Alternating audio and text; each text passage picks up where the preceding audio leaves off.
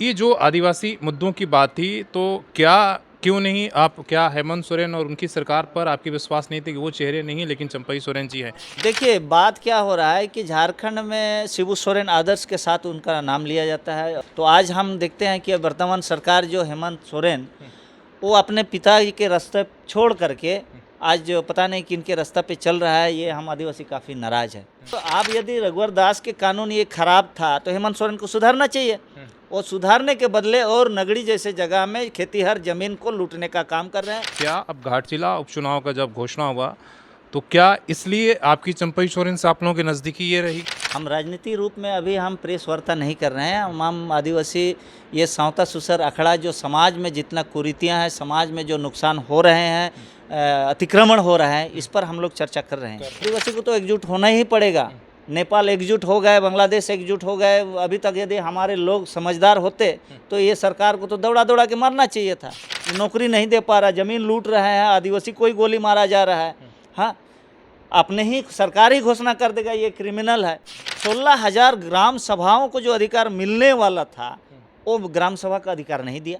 तो आज हम आत्मनिर्भर बनते, सामाजिक आर्थिक रूप से हम आत्मनिर्भर बनता, इस चीज़ से हमको वंचित किया। तो ये तो आदिवासी के साथ बोलता है ना, नंगा नंगा करके हमको चाबुक पीटा जा रहा है। किसके द्वारा? अगुआ सरकार के अगुआ के द्वारा।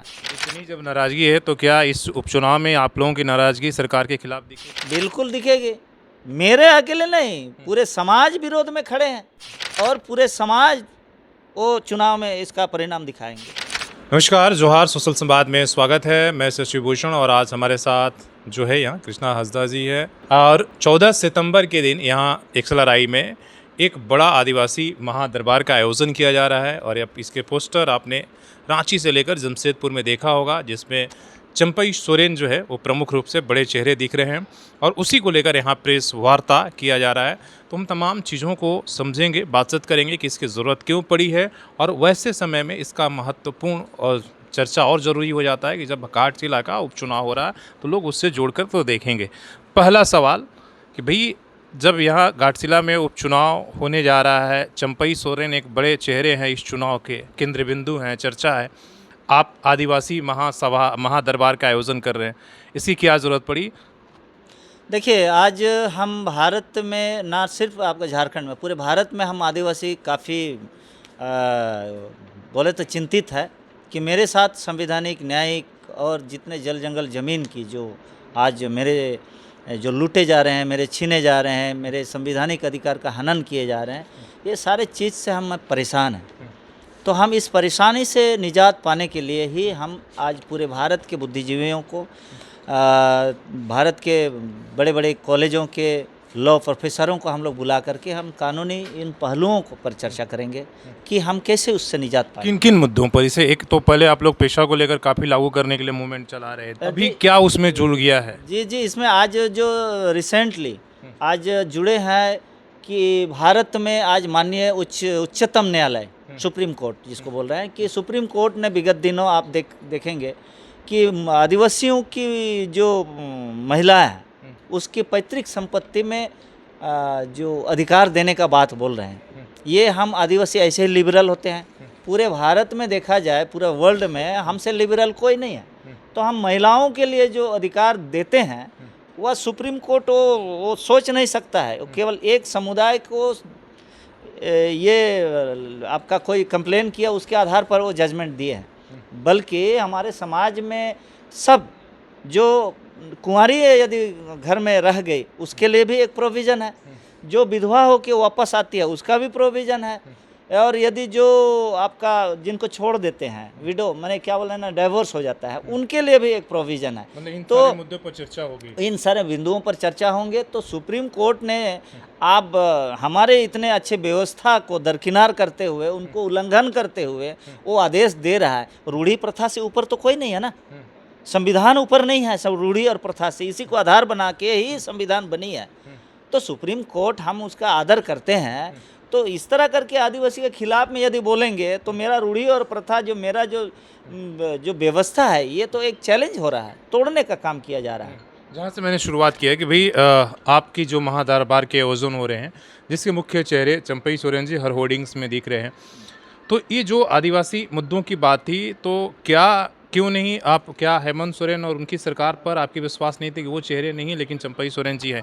इसको किस तरीके से आप देखेंगे कि देखिए चंपई सोरेन की जरूरत पड़ी? देखिए बात क्या हो रहा है कि झारखंड में शिबू सोरेन आदर्श के साथ उनका नाम लिया जाता है और सबसे पहले उनका नाम आता है जल जंगल ज़मीन बचाने की बात हो। तो आज हम देखते हैं कि वर्तमान सरकार जो हेमंत सोरेन वो अपने पिता के रास्ते छोड़ करके आज जो पता नहीं किन के रास्ते पे चल रहा है, ये हम आदिवासी काफ़ी नाराज़ है। ये मतलब उन पर विश्वास अब आप मैनिफेस्टो लोगों को नहीं जितना रहा। मैनिफेस्टो 2000 चुनाव में वो रखे थे, मैनिफेस्टो में लिखे थे, उस पर तो कुछ भी काम नहीं किया। ना पैसा लागू किया, ना आपका लैंड बैंक रद्द किया, ना आदिवासियों को नौकरी देने का ही नियम बनाए, नीति बनाए। नीति तो बनाना पड़ेगा ना पहले। तो नीति बनाने के दिशा में भी यह सरकार फेल हुई है।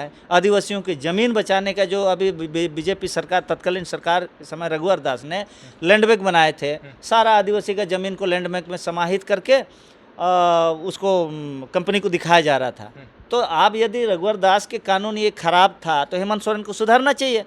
और सुधारने के बदले और नगड़ी जैसे जगह में खेतीहर ज़मीन को लूटने का काम कर रहे हैं। आपका संथाल परगना दुमका एरिया में देखिएगा, वहाँ आदिवासी महिलाओं को शादी करके आदिवासियों का ज़मीन को लूटा जा रहा है। तो कोई यहाँ पर आप देखिएगा जिला में, कोई भी जिला में डीसी हमारा केयर टेकर होता है, मालिक नहीं होता है, केयर टेकर हमारी ज़मीन की और हमारी संरक्षण की जिम्मेवारी होती है उनकी।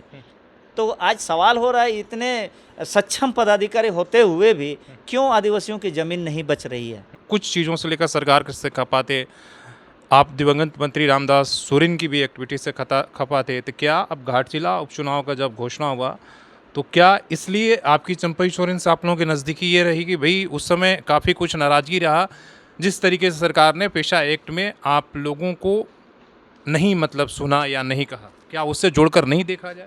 देखिए राजनीति चश्मा से देखेंगे तो देखना पड़ेगा।